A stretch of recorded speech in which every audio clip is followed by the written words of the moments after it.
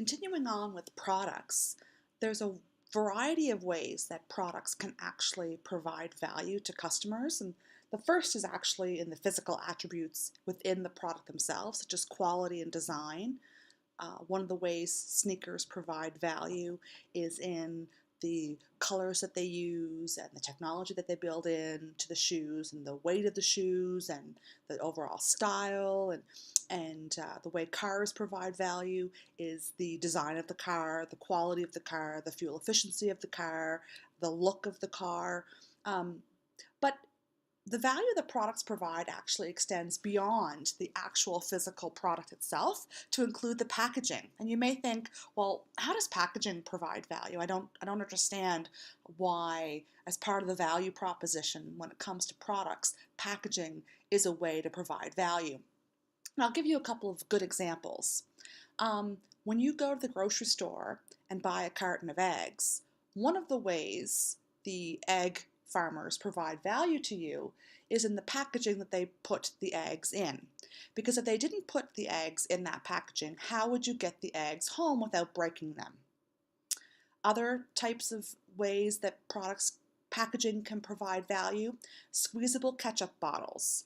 One of the ways that product provides value is by making the ketchup, which is the ultimate product that you're purchasing, more accessible by putting it in a bottle that you can squeeze and the ketchup comes out. Another form of value for packaging might be resealable shredded cheese packages, or it could be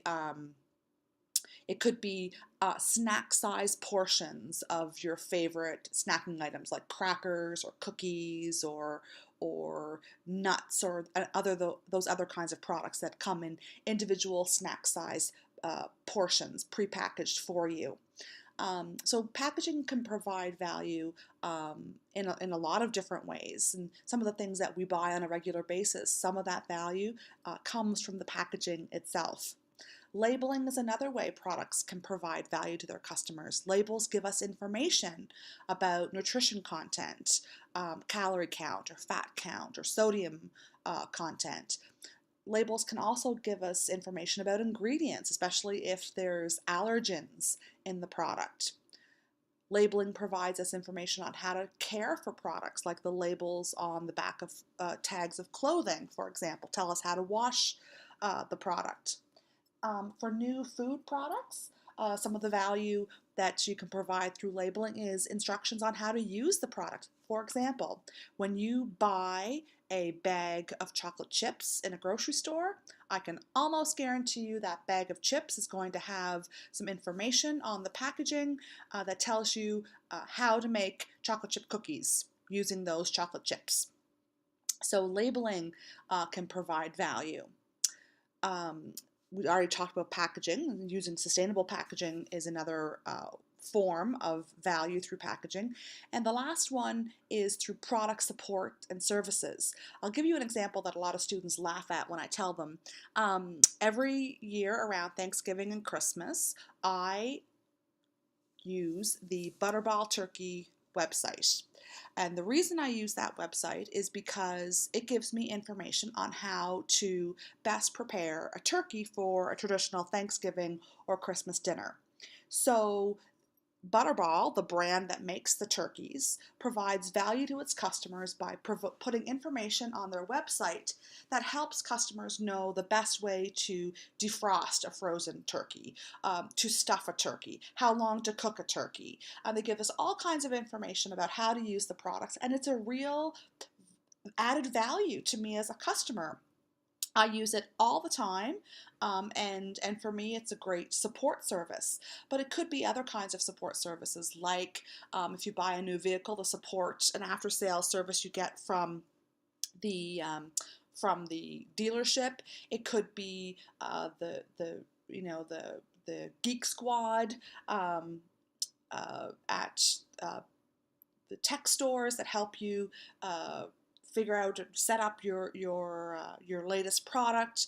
It could be the Apple geniuses who help you figure out how to work your Apple product. That's another way in which products can provide value. It's not just about the product itself, it can be all these other things as well that in combination with the product can provide superior value to customers. Other things that you want to think about when it comes to products and services, product line decisions. How many variations of the product are you going to have? Okay, so think of Coca-Cola, for example. You've got regular Coke, you've got Diet Coke, you've got Coca-Cola Classic, Coca-Cola Zero, you've got Cherry Coke, Vanilla Coke. In addition, you have other products owned by Coca-Cola that don't fall within the Coca-Cola, under the Coca-Cola brand name. Sprite, Dasani, Powerade.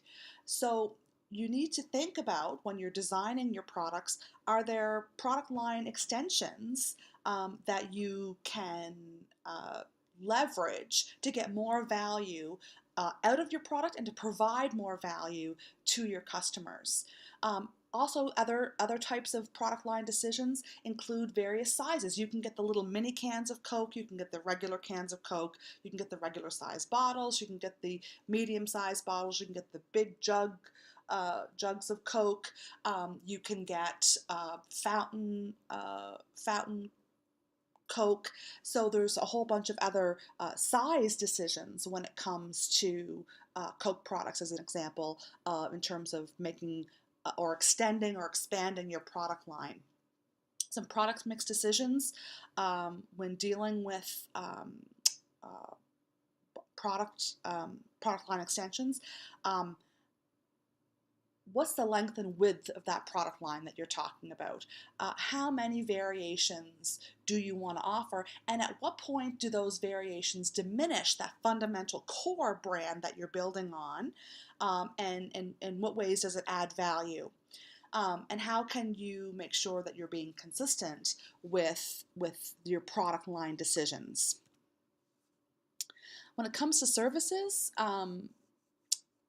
the service sector is the fastest growing of all the different product categories. Services are the fastest growing. And we have a whole bunch of different kinds of services in the marketplace, including government services like hospitals and the military, police force and public safety, schools and not-for-profit organizations.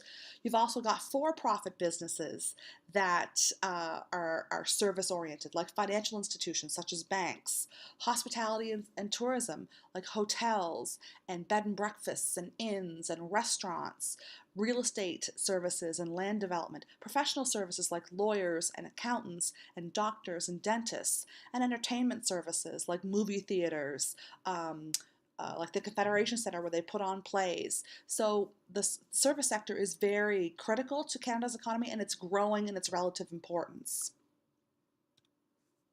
Characteristics of services and how are services unique from physical tangible products? They are intangible. You cannot see a service or taste it or feel it or hear it or smell it before you purchase it. You may do some of those things during the consumption of the product, but you can't do it beforehand. So for example, you can't see your haircut before you get your haircut. You can see it afterwards, but you can't see it before. And so it's intangible. It's variable. The quality of the services that you receive depends on who provides them, when, where, and how. So if you get a haircut from one person, you may get a terrific haircut, but if you go to someone else the next time, you may get a totally different experience. So service is dependent on the person who provides the service, as well as when, where, and how they provide that service. We've all been to restaurants where we've had really good experiences with the waitstaff, and we've all had experiences where the waitstaff has not been very good. And so that variability is a critical part of characteristics of service. Inseparable. Services cannot be separated from their provider, meaning that when you get a massage, you can't separate the massage that you're getting from the person who's providing you the massage. They are inextricably linked together, and you can't separate them. And perishables, services can't be stored for later sale or use. A hotel room that is empty and doesn't get used for a night cannot be stored and used at a later night. That once that time has passed, that hotel room usage has expired and you move on to the next day. These are important things to think about when you're designing services as part of your product mix. Marketing strategies for service firms, you want to think about internal quality, making sure that your employees are very satisfied, and you provide them with lots of training and support. You want to create service value. You want to emphasize the value that you're providing through your services. You want your customers to be satisfied. You want loyal customers and repeat purchases, and you want customers to refer others. And obviously, you want to be profitable. More customers ultimately leads to more growth and more profitability. We're going to move on now and talk about brands in the next video.